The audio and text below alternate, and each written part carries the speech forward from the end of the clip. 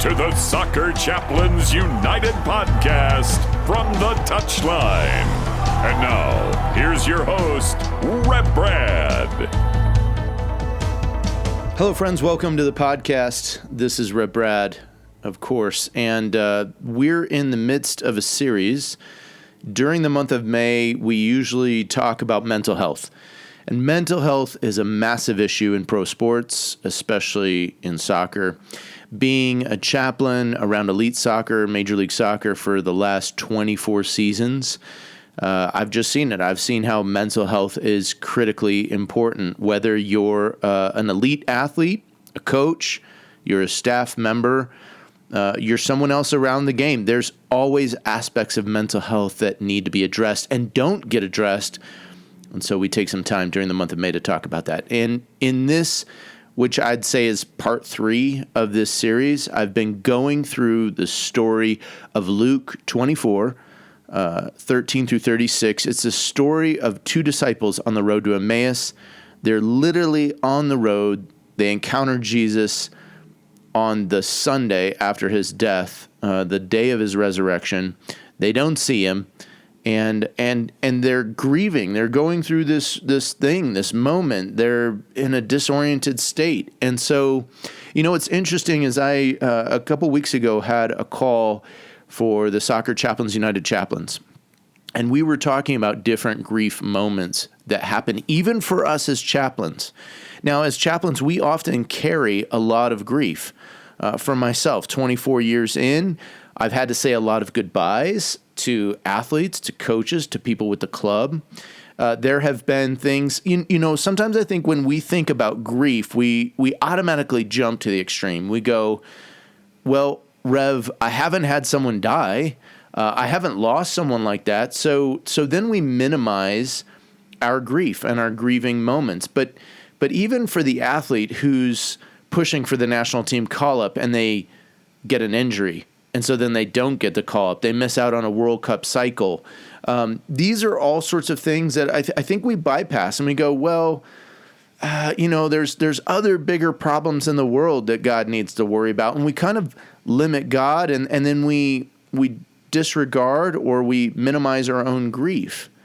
And we ought not do that. And so back to it, I had this conversation recently with a couple of our chaplains as we're on this call, and we're talking about different grief moments that we go through as chaplains. Well, one chaplain literally had to shut down their program. We've had other chaplains where the team folded and they're the ones saying goodbyes and getting people in and out of the city on to the next thing.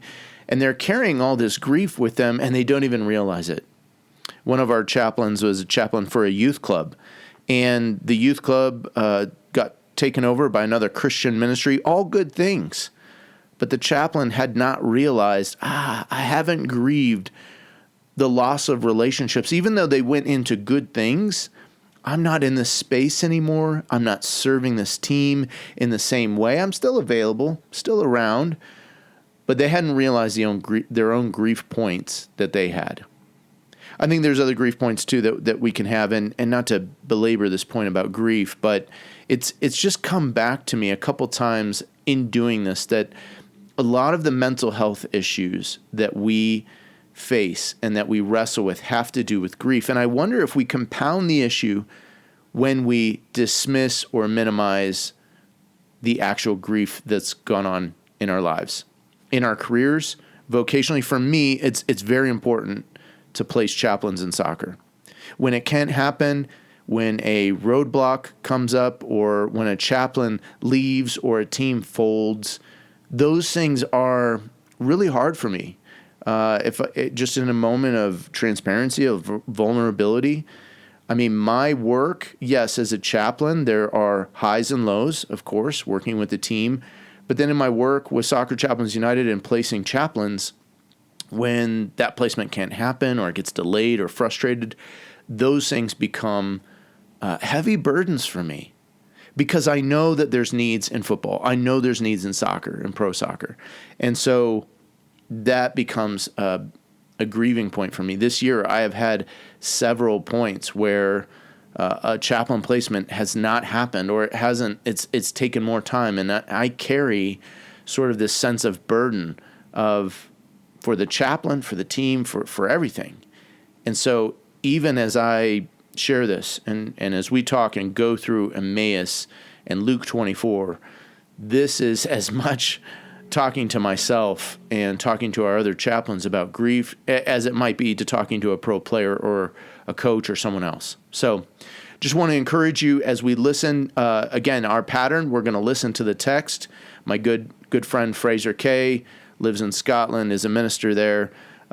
He's going to read the text for us, and then we'll come back, and I've got 2 lessons for us to consider today, just kind of in the same pattern that we've been doing. So give a listen as my friend Fraser reads Luke 24, verses 13 through 36.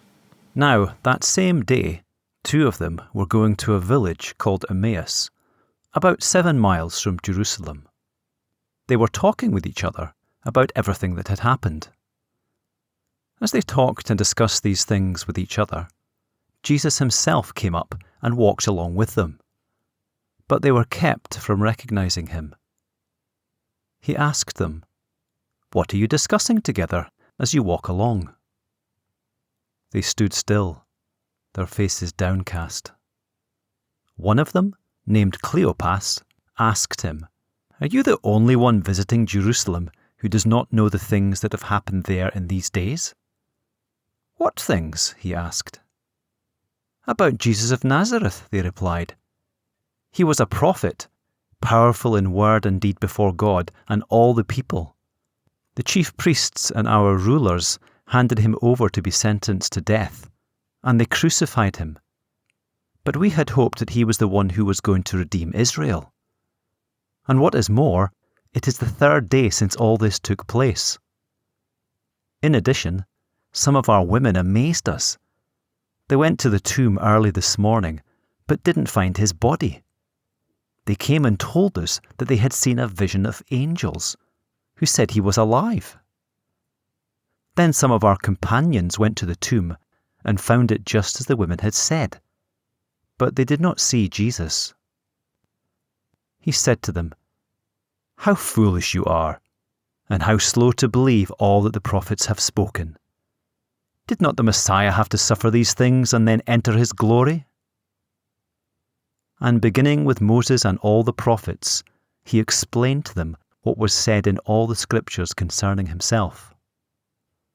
As they approached the village to which they were going, Jesus continued on as if he were going farther.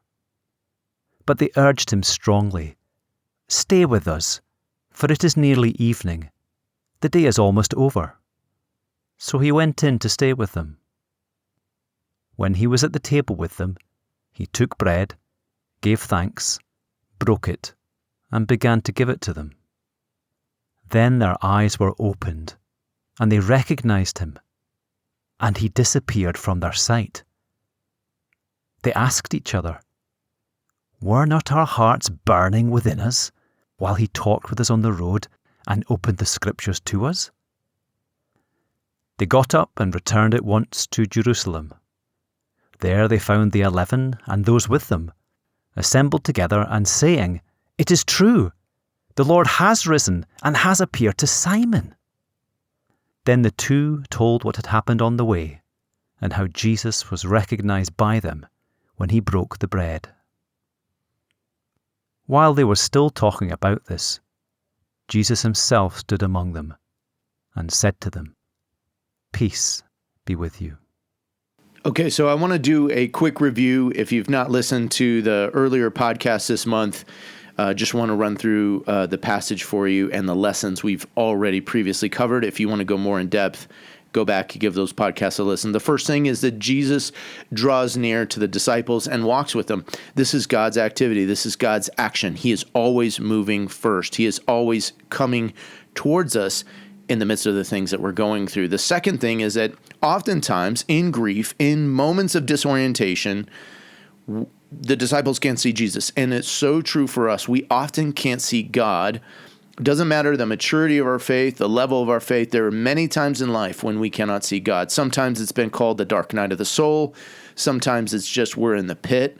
If you're a footballer, you're thinking about some of those times. It's when you're out of a contract. It's when no teams are calling you. It's when you've had that critical injury where you've lost the entire season. It's those moments when we grieve, we lose something, we struggle, and we ask, where is God in the midst of this? So then the next lessons that we talked about is that Jesus, in the midst of walking alongside, he asks good questions, those open-ended questions, and then he listens. This is so counter, I think, to our American culture where there's so many voices speaking at us. There's truly very few people that actually will sit with us and listen. And that's what Jesus does, is he is listening to the disciples, and we see them in their devastation, in their disorientation. What they do is they share in their own words their losses, their ideas about what was going to happen. And I think that there's an invitation for us, as I said last week in the pod, I said there's an invitation for us that we can describe in our own language, in our own way, the things that we're feeling and going through. We may not be right in all of those things, as we'll see, but in that sense, I think God is patient with us. God understands that we don't get it sometimes, and sometimes the crucible of pain and grief is a thing where we're being shaped, formed, we're learning these things over. So let's get into this week's lessons. The first lesson, and again, it's always, I'm starting with the activity of God, the activity of Jesus in the story, to explain that there's something going on here. And that the first action is that Jesus, after listening to the disciples, hearing them in their own words describe their pain, their frustration, their grief, their sense of loss, their disorientation, he begins to exhort and explain about himself to the disciples. So we see that in verses 25 and 27 if you're following along in a Bible. Now, I don't know about you, but I feel a little bit uncomfortable with Jesus' words here. He is talking to these two, and his first words out of the gate to them, after listening to them, right? He's let them go on. He says to them, how foolish you are, and how slow of heart to believe all that the prophets have spoken. And so there's this, we call it an exhortation. An exhortation is a way of saying like, hey, you're not getting it. It's a way of being firm and not letting untruth keep going on or disbelief taking root or taking seed. And so Jesus exhorts the disciples and says, you guys are fools. Now, when I get to heaven, I'm going to be like, Jesus, what tone did you use with these guys? It isn't the first time that Jesus kind of speaks to his disciples kind of in this manner, because there's been other points where they didn't see, they didn't get it.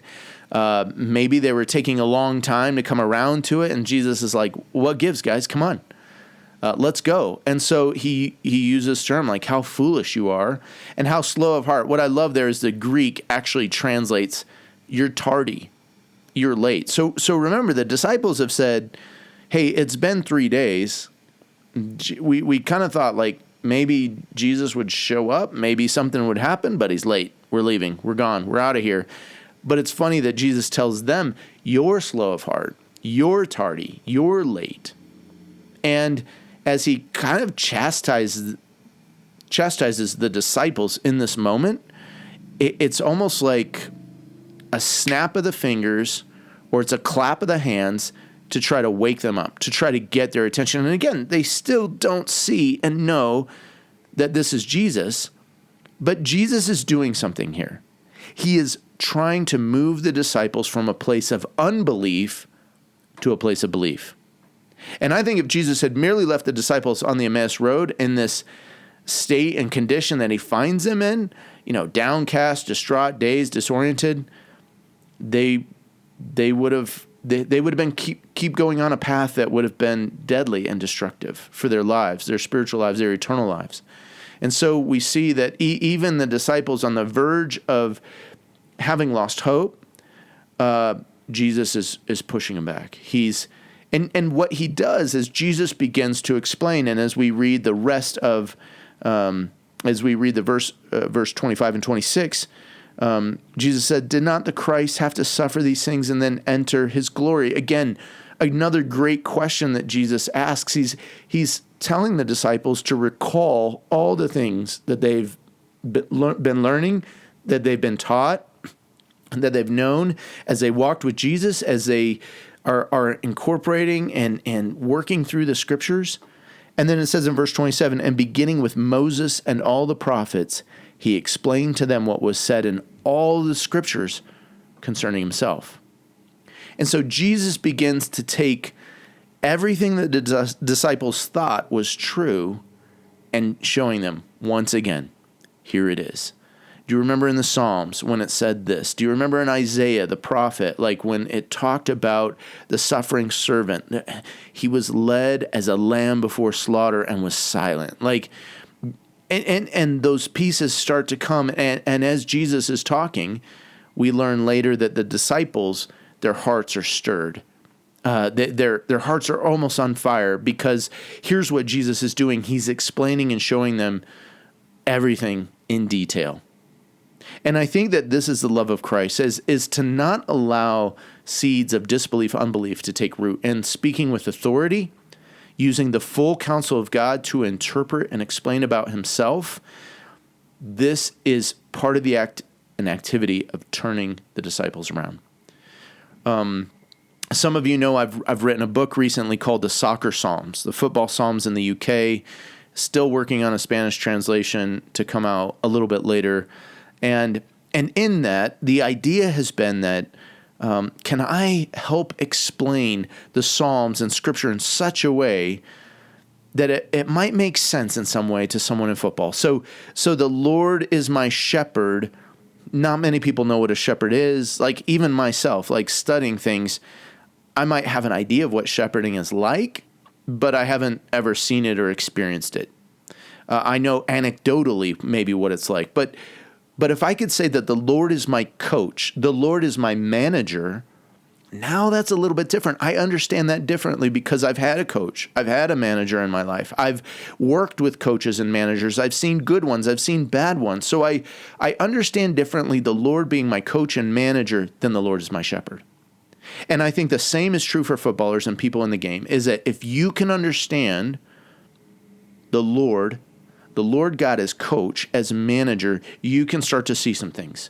You can say, the way the coach guides, the way he gives instruction, not just tactically on the field, but some of the ways we're going to take on training, that we're going to take on the management of an entire season. We're going to talk about the load that an athlete has to take on. We're going to talk about other ways to build team, build chemistry. Now all of a sudden I'm seeing something. And so you could check out that book, Soccer Psalms, Football Psalms. But the idea there is that there's other points in Scripture where sometimes we just need proper explanation. We need some interpretation. We need translation because it's not clear to us. We can't see. And I think no better time than in moments of grief that we need the Scriptures explained to us. We need God explained to us in a fresh new way. I've been a Christian for most of my life, but I can tell you that there are moments when I just don't see what God's doing. I don't understand it. And sometimes I just need a fresh word. I need someone from the outside to help me understand what I'm reading, what I've read for so many years, what I even preach on sometimes. I need others to come help with that interpretation. And I believe that God in his grace and his sovereignty, the Holy Spirit is moving in and through those things. He sometimes moving through other people to help me understand what's been said about the Lord and what is being said about the Lord. And that's what's going on the road.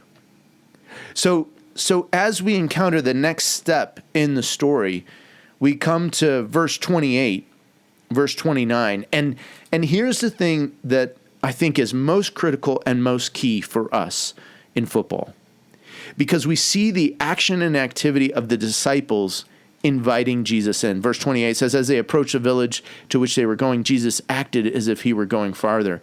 But they urged him strongly, stay with us, for it's nearly evening. The day is almost over. So he went in to stay with them.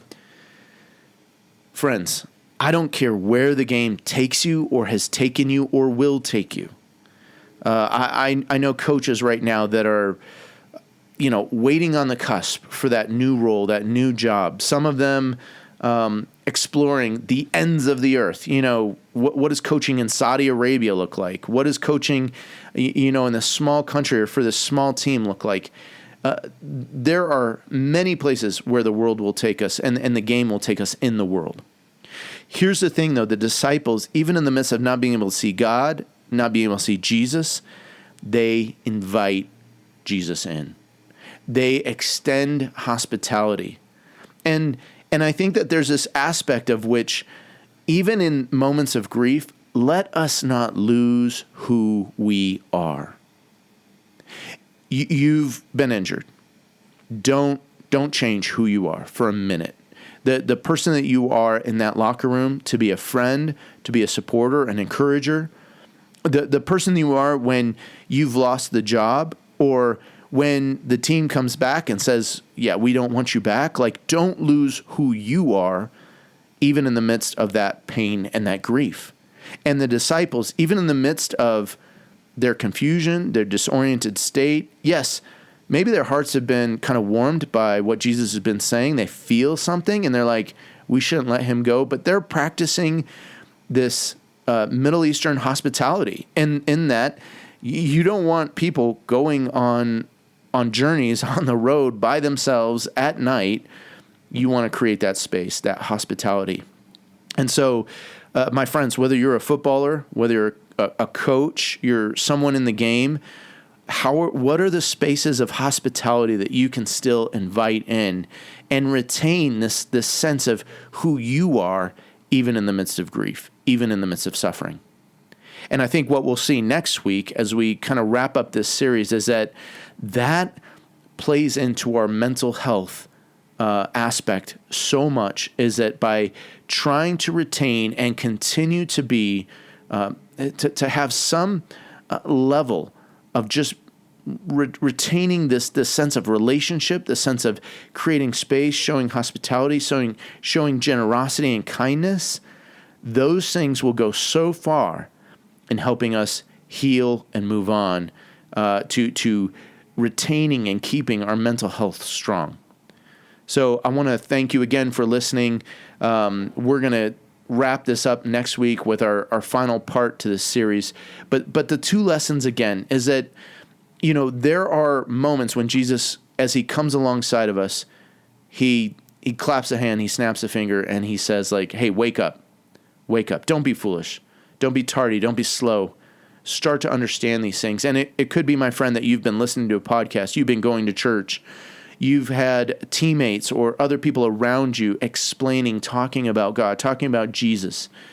And you're still not getting it. It's okay. You're not seeing it. But there needs to be this wake-up moment.